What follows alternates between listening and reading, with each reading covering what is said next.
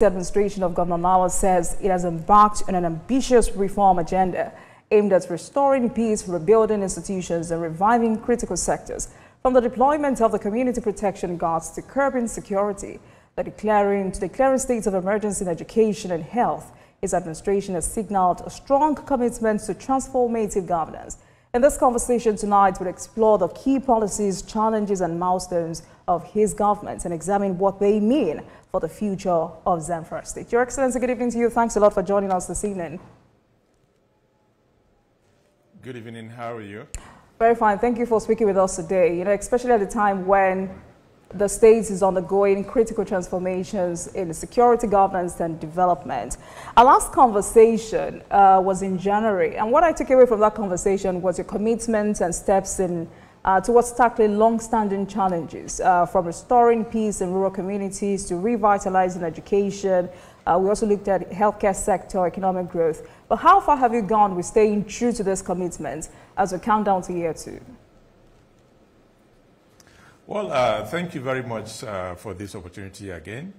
Like you rightly mentioned, we had a conversation sometimes last year about what we're doing in Zamfara State and some of the challenges we're facing. And I told you we're making conscious effort to change the narrative as far as Zamfara State is concerned. Of course, number one has always been the security situation in the state, which led to the creation of the Community Protection Guard when we took over power. That is number one. Number two, education, because without education, like I always say, we cannot move forward as a state and as a nation. And that's one reason why we had to declare state of emergency in the area of education. And of course, the health sector. We also had to declare state of emergency in the health sector, having realized the challenges in those sectors. And I'm happy to say that in all these sectors, we're making significant progress. Of course, security has always been number one, because without security, basically, you can't do anything, you can't move forward. And which was one of the reasons why we set up the Community Protection Guard, and they're doing exceptionally well in collaboration with other security agencies. It's one of the reasons why I'm sure you saw today where the state government donated 140 brand new vehicles to all the security agencies in the state, which shows we're really committed to the security of our people, because we have to do whatever we can as a state and as government to protect lives and properties of our people. And I believe we're doing incredibly well, and we'll continue to do that until we get it over and over.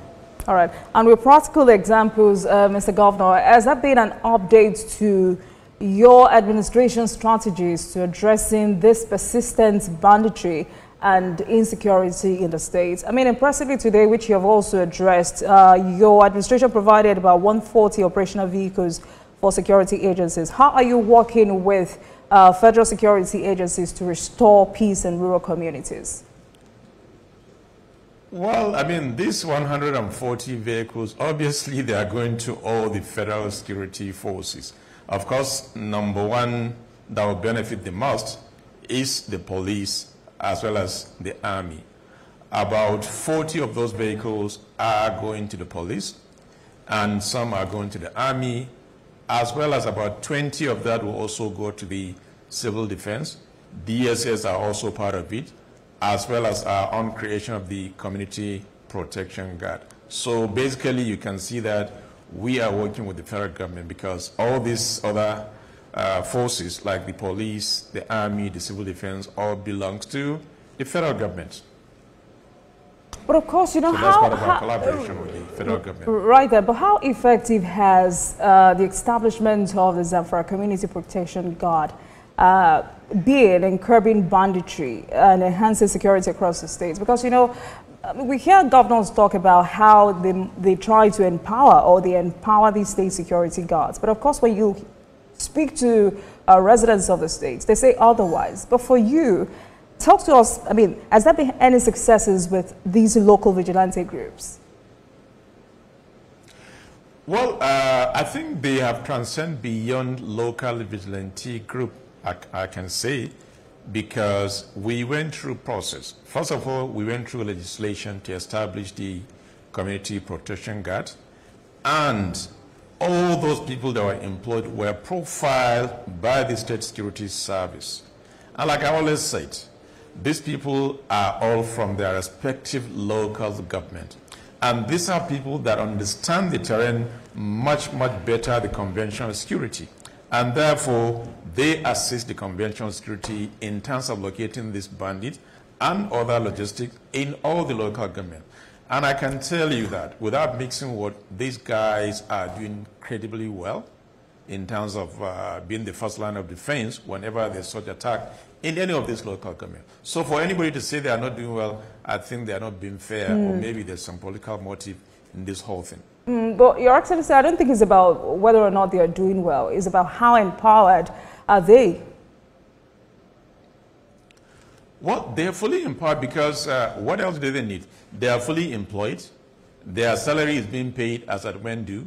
We provide all the necessary logistics in terms of the weapons, in terms of the ammunition, in terms of all the kits, bulletproof jacket, helmet, as well as their movement.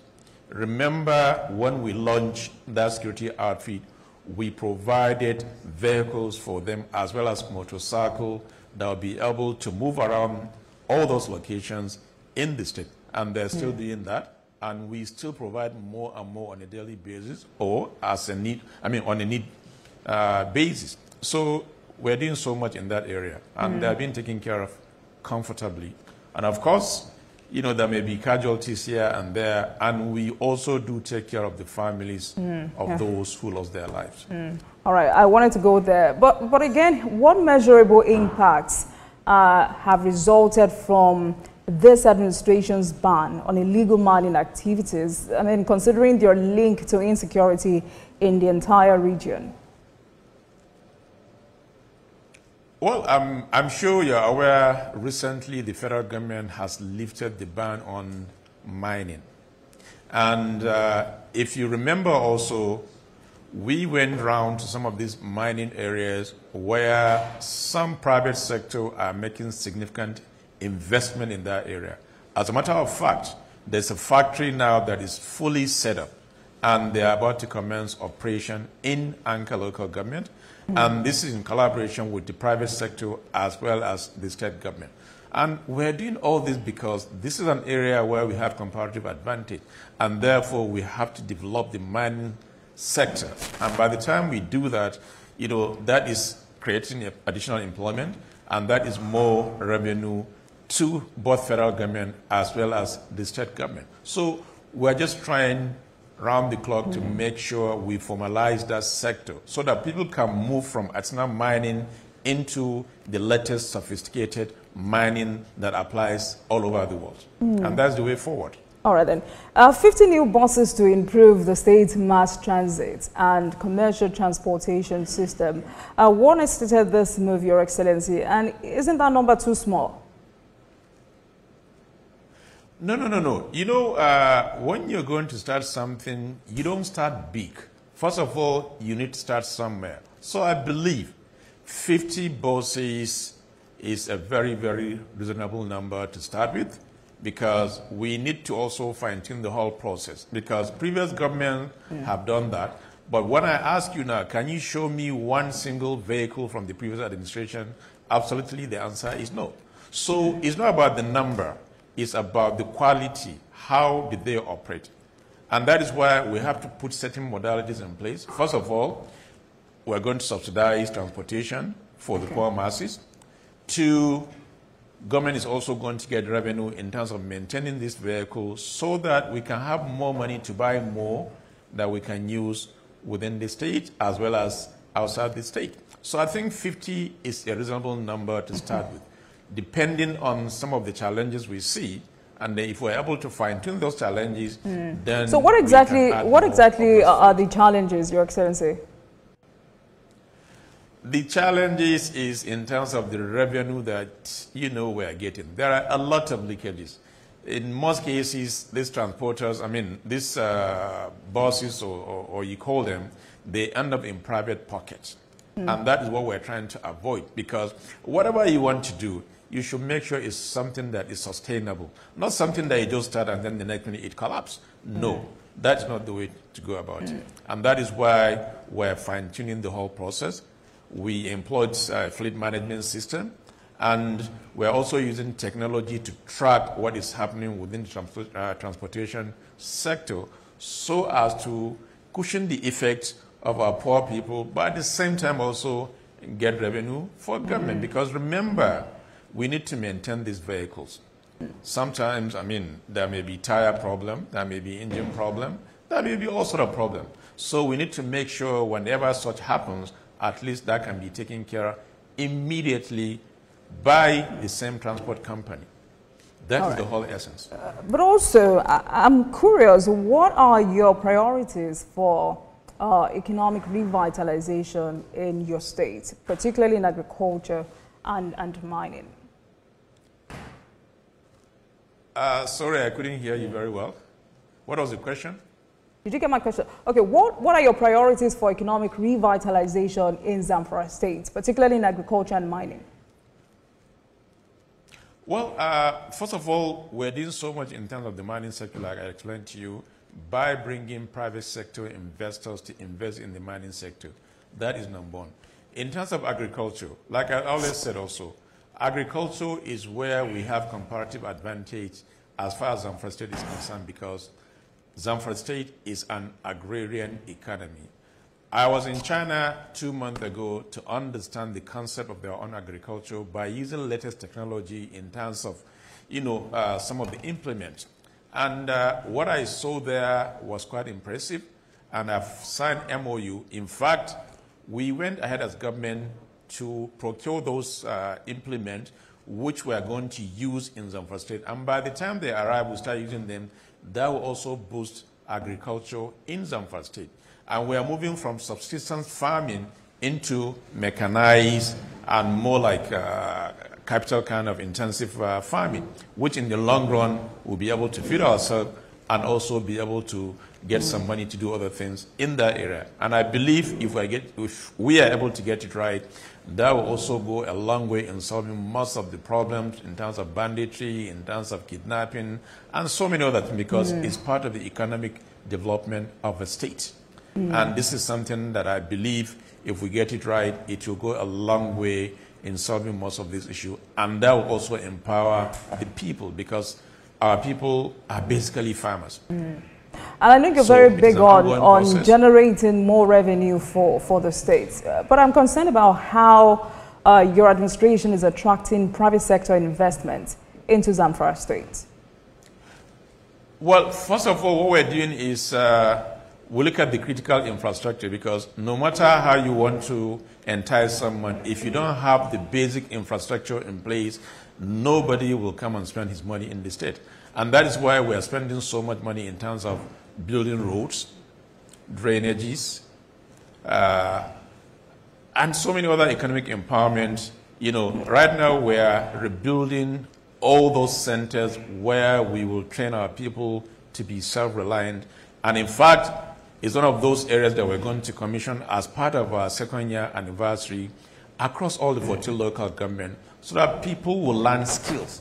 And once they learn skills, all they need is just a little push in terms of capital requirement, and the government is ready to give them that kind of starter pack. And I'm sure by the time we do that, it will generate economic activities. And right now, I mean, there's a lot of economic activities in the state. And I was just saying to someone that, look, even in terms of salary, on a monthly basis, we look at how much money we're paying in terms of salary. We're paying almost 7 billion naira from states as well as local government, plus the pension. So on a monthly basis, there is 8 billion naira in circulation. Also, there's a lot of contract going on, contractual activities in terms of building the hospital, building school, building road, and so on and so forth. So that also creates economic activities in the state. If you go around now, I mean, you see how, people are smiling and, going about their business because there's always something to do. So this is part of creating some of those economic activities, so that at least if we're able to get it right in the next couple of maybe months, all this will be history as far as Zamfara State is concerned. All right. So let's talk about education. And this is simply because you declared a state of emergency. And, Zamfara people and Nigerians are wondering, looking forward to the kind of progress that has been made in terms of school. I can't hear you. It's a bit faint. Can you hear me now, Your Excellency? I want us to talk about education because, can you hear me now? Hello? Okay, yes. Right. Better. Right. I want us to talk about education because since you declared a state of emergency about a year and a half ago, Zamfara people and particularly Nigerians have been looking forward to the kind of progress that has been made in terms of school renovations, teacher recruitment, and student enrollment. Talk to us about that. Okay. Thank you very much. Like you rightly pointed out, sometimes, I think January 2024, I declared state of emergency in the area of education, having realized the challenges the state is facing in that aspect. And I'm happy to say that now. In terms of building schools and renovating schools, we have done over 450 schools fully renovated and furnished. Your reporters are here. They are free to go around all the local government and see what we've done. In fact, tomorrow by 1 o'clock, we are going to visit one of the schools to see exactly what we have done in that aspect. That is one. Two, we were able to settle all the outstanding of NACO and WAEC. So our students now have written all their WAEC and NACO, and from what I heard, they have done extremely well. Just last month, I authorized the Commissioner of Education to employ 500 teachers in special fields, and that is ongoing. And this is all to build capacity because it's not about just building the school or renovating the school, but you also need to have the manpower that should be able to teach our children. And that is why we are employing these 500 teachers across all the states that will man all those schools. And also, if you look at some of the new development now in terms of these gifted children, I'm sure you're aware that Zamfara State became second after Anambra State, which means the emergency declaration is working. And also, there was another contest in terms of the best principals in Nigeria, and I'm happy to say that Zamfara State came first. It's there, it's on record. So, I mean, there are positive things going on as far as education is concerned. And that is the way forward, because without education, basically, we cannot move forward. But I'm happy from what I've seen. Things are really getting better. And your reporters, like I said, they're here. We're going to go to one of the schools in Gusau, and I'm also going to take around all the 14 local government to see what we have done in primary school, as well as secondary school, and even the tertiary institution. And therefore, the emergency declaration is working perfectly. All right, Your Excellency, when we come back from this break, we'll talk about the Agile program implementation and the outcome of that project. Please stay with us, everyone.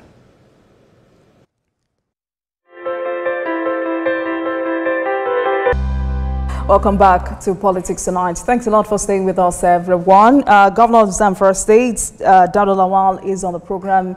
How is the Adolescent Girls Initiative for Learning and Empowerment program? How is it going? Talk to us about the implementation of that program. Sorry, what program you said? The Agile program, the Agile Girls for Initiative program. I want you to talk to us about the implementation of that program. The Agile, okay. Yes, okay. I know it was to address the issue of out-of-school children in the state. Absolutely. Part of the challenges the state is facing is in the area of girl-child education. And we're making conscious efforts, first of all, to identify some of the areas where we need to build new schools in order to accommodate the number of out-of-school girls in the states. And that has started long ago. We've started constructing new schools for the girl-child education. And we also came with a lot of incentives in terms of making it free for all the girls to go to school, as well as sensitizing parents, because part of the problem is sometimes you need to make the parent understand that they should allow their girls to go to school, not just to give them for marriage. And I believe that is working because I've received a serious consideration. And in just a matter of time, you will see how far we've gone in terms of building those schools and some of the programs lined up for girl child education. Just give us some few months and we will brief you as far as how far we've gone. But so far, so good. All right, we'll be waiting for that. But are there specific plans to support youth empowerment and entrepreneurship in Zamfara State? Just yesterday, I was in one of the local government in Faye, where we distributed 75,000 naira to a lot of people within the state in order to empower them to start something that they can be self-reliant. And this is just a program that was launched yesterday. We had done similar program, I think about 4 months ago, under Agile, Agile, where some people got some money across the 40 local government as a startup package for them to start new business so that they can be self-reliant. And as we speak right now, we are going to go around all the 40 local government to give them a startup pack on how they start business. And by the time they do that, I'm sure, based on what we're preaching to them, we're giving this money you just not mentioned for them to go startup and pack. again, Is or that buy a new car or motorcycle. No, it's for them to start a business. Okay. So that is also ongoing. And I believe by the time we go around all the 40 local government, it will also change the narrative so that people can begin to do something meaningful, something that they can be, self-reliant and that is sustainable. All right. The issue of internal displacement remains one of the most pressing challenges confronting your state. And the last time you spoke to me about why your administration is emphasizing the importance of domesticating the national policy on IDPs to safeguard the rights and welfare of displaced persons. What measures are in place to support IDPs and, rebuild affected communities in Zamfara State? I can hardly hear what you said because it's very, very faint. So if you don't mind taking that again, so that I'll be able to answer you properly. All right. What was the question, please? The conversation is about the issue of internally displaced persons in Zamfara State. Can you hear me now, Your Excellency? Private displaced person. Yes, displaced persons. And I remember that the last time you spoke to me about why your administration is emphasizing the importance of domesticating the national policy on IDPs. You said it would safeguard the rights and welfare of displaced persons. So what measures are in place to support IDPs and rebuild affected communities in Zamfara State? Let me make an attempt to answer you, even though I didn't hear you very well. You're talking about IDPs and what government is doing to take care of the IDPs? Yes. Was that the question? Yes, that's the question. Okay. Right now, we realize there are quite a number of IDPs scattered all over the states. And what we're doing right now, we're building centers where some of these people will be accommodated. But not only that, the security situation is improving right now, so most of these people are back to their respective villages. Of course, there are some few that are hanging here and there, trying to see what the security situation is going to be like.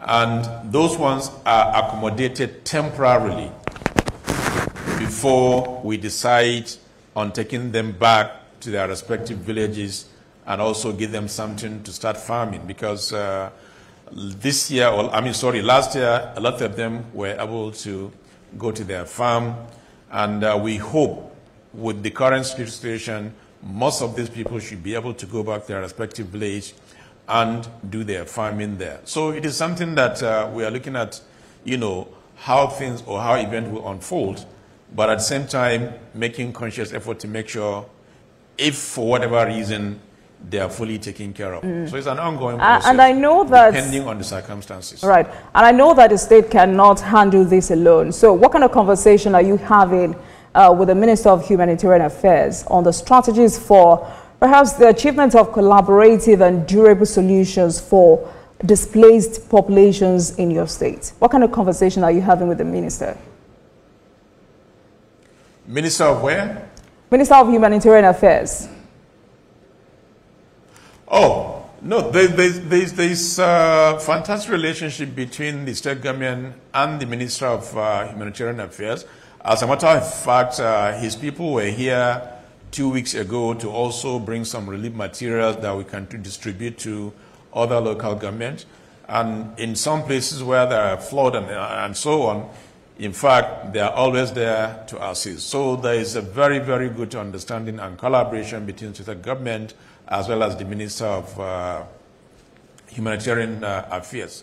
So, and I think so far so good. They are doing their best, and the state government is also doing its best in making sure there's a proper understanding and collaboration between the two organs of government. Right. Let's go back to education because, you know, critics say that lack of basic education accounts for why bandits have a huge reservoir of recruits on which they continuously tap from. And you said to me before now that education is free in Zamfara State. And the last time we had this conversation, I wanted to know when it would become not only free, but compulsory. When would that be, Mr. Governor? What about that in education? Sorry, the Yes. plan is not very clear, unfortunately. I wanted us to talk about basic education in Zamfara State because, you know, critics say that the lack of basic education in your state accounts for why bandits have a huge reservoir of recruits on which they, you know, continuously tap from. You've said to me that education is free in Zamfara State. And I also remember that last time we had this conversation, I wanted to know when it would become not only free, but compulsory. So when would that be, Your Excellency? Free and compulsory education in Zamfara State. We part of the reason, like, you know, when we declare state of emergency in the state is to make sure education is given its proper place within the society. Because without education, I mean, basically nothing will happen. So in that area, we're doing so much in terms of enlightenment and also making education free.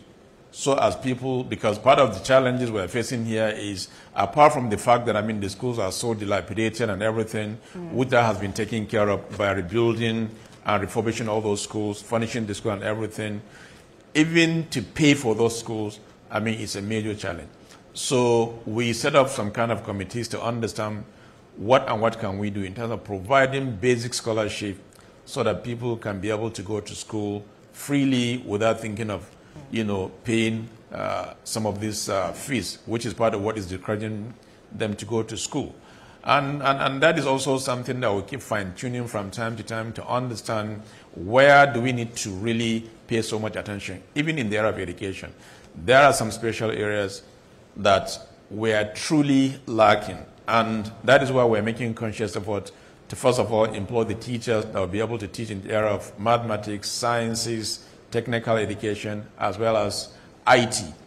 And we're getting a lot of people now into school, and we're paying for their school so that they can learn properly. Remember also part of the challenges we had in the past was non-payment of JAM, non-payment of WAEC and NACO. That has been fully settled by my administration, so that has become history. And people were able, I mean, students were able to sit down and write their WAEC and NACO this time around. From what I heard, they've done very well. I'm still waiting to see the final result so that we will know exactly where we are and what we need to do going forward. All right, Your Excellency, it's important for us to take a break at this moment so we can address this challenge. I mean, it's important for us to have a clear conversation. I'll be right back, everyone.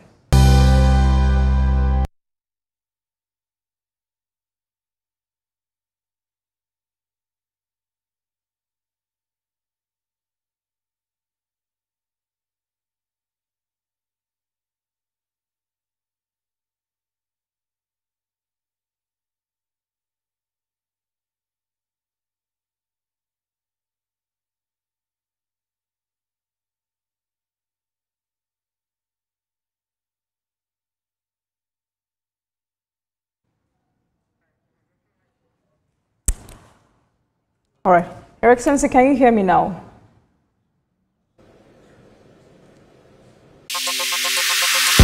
Stay ahead with the biggest news stories. Go beyond the news headlines. Experience impactful investigations. Enjoy resourceful news coverage in real time. TVC News at 7 and TVC News at 10 p.m. Live every day on this channel. TVC News. First with breaking news.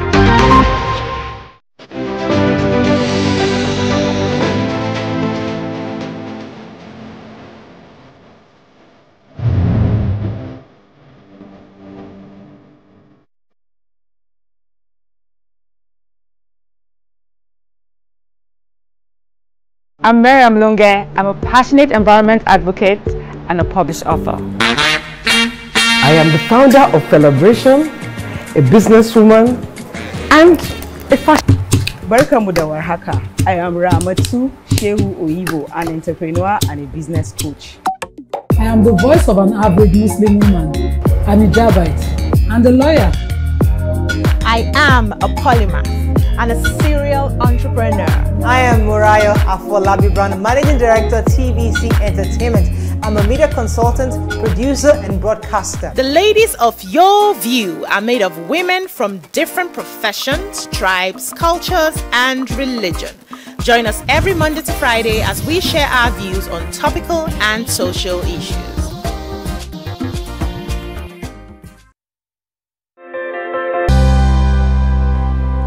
Welcome back, everyone. This is Politics Tonight, and I've been speaking with the governor of Zamfara State, Dauda Lawal, on his mission and vision for the people of the state. Your Excellency, thanks a lot for staying with us on the program. Let's move on quickly. You know, a lot of times Nigerian governors focus on the urban centers in the states because of the kinds of visibility and exposure it gives to their administration. I want you to talk about how your administration is tackling healthcare access, especially in remote areas. Can you say that again? How is your administration tackling healthcare access, especially in remote areas? Oh no, we're doing so much in all the 14 local government in terms of education, in terms of healthcare, infrastructure. Basically, there is no local government in Zamfara State that we have not spent between 5 to 10 billion in all these critical sectors. I will still take your crew round all the 14 local government to see what we have done in all those 14 local government, either in the area of education, primary education, secondary education, or tertiary education. In the area of health, as we speak now, we are renovating over 300 primary healthcare centers in the state across all the 14 local government areas. And in some areas, we're building roads. So we're doing everything in all the 14 local government areas. It's not just limited to Gusau City, which is the capital. And like I said, I will take your crew round, and I'm sure they will speak for us in terms of what we're doing in other local government areas in the states. Well, I want to talk to you about politics, but before then, how do you plan to ensure transparency and accountability in the use of public funds? I couldn't hear that. All right, let me repeat that. How do you plan to ensure transparency and accountability in the use of public funds? Did you get that, Your Excellency? You see, my government, or rather my administration, is fully committed to transparency. Everything we do, our books are open, and anybody can come and check what we're doing. So we are very, very transparent, and accountability is the key principle of my administration. And I'm sure we're doing extremely well in that area. Like I said, we're open for anybody to come and check what we're doing. And we usually hold quarterly meetings with all the commissioners, permanent secretaries, directors, and head of agencies to understand where we are in terms of our finances and where we need to be and what kind of revenue we're generating within the state. So we don't have issue with that. We're very, very transparent, and we hold people accountable in whatever they do in the state. There's process in place now. All right then. But Your Excellency, what is happening with the State of Assembly? What we have seen in the past few weeks is the emergence of a parallel House of Assembly formed by 10 lawmakers, previously suspended by the current leadership of the state legislature. And some of them have alleged that you're behind their suspension. How do you react to such allegation? What allegation? That you're behind their suspension. Did you get that, Your Excellency? Say that again. It's about what is happening in the state of Assembly. Can you hear me, sir? I don't know. I mean, well, there's some kind of crisis at the State Assembly, and that is purely an internal thing within the legislature. And we're doing everything humanly possible to see that, you know, they settle their differences, whatever it is, as far as my administration is concerned. So the process is also ongoing. I'm sure you're aware that one of them that was with the other side has now come back to us. And we're making conscious effort to understand what really the challenges are so that we can move forward. I don't think this is the time we need to, there's so much that we need to do as a state.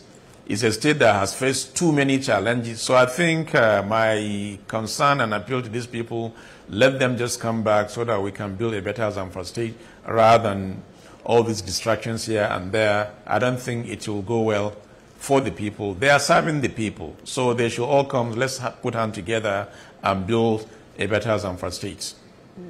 Because, you know, some faction of the State of Assembly say they have asked you to represent the 2025 budget within 1 month. Some of the suspended legislators actually allege political victimization of for raising security concerns. How do you respond to those claims? How do I respond to what? The claims, you know, some faction of the State of Assembly say they have asked you to represent the 2025 budget within 1 month. And some of the suspended legislators actually allege political victimization for raising security concerns. How do you respond to those claims? Those are just political statements. You know, the majority of numbers are here, and they can testify to the fact that we are following due process in everything that we do. So I don't think that information is correct. But of course, I mean, as politicians, they'll always find something to say, but that is not correct. Get the true information from the serving members who are here and they're doing their legislative functions in the state, and everything is going as planned. All right. So finally, before I let you go, Your Excellency, I know you have other commitments. What measures are in place to ensure a timely payment of salaries and gratuities to civil servants and retirees? And finally, how has it affected the morale and productivity? Well, I'm happy to say that every retiree from 2013 to date have been fully paid. For 13 years, the government or the previous administration did not pay pension and gratuity. And I'm happy to tell you that I have cleared all the backlog to the tune of 13.6 billion naira fully paid to everybody.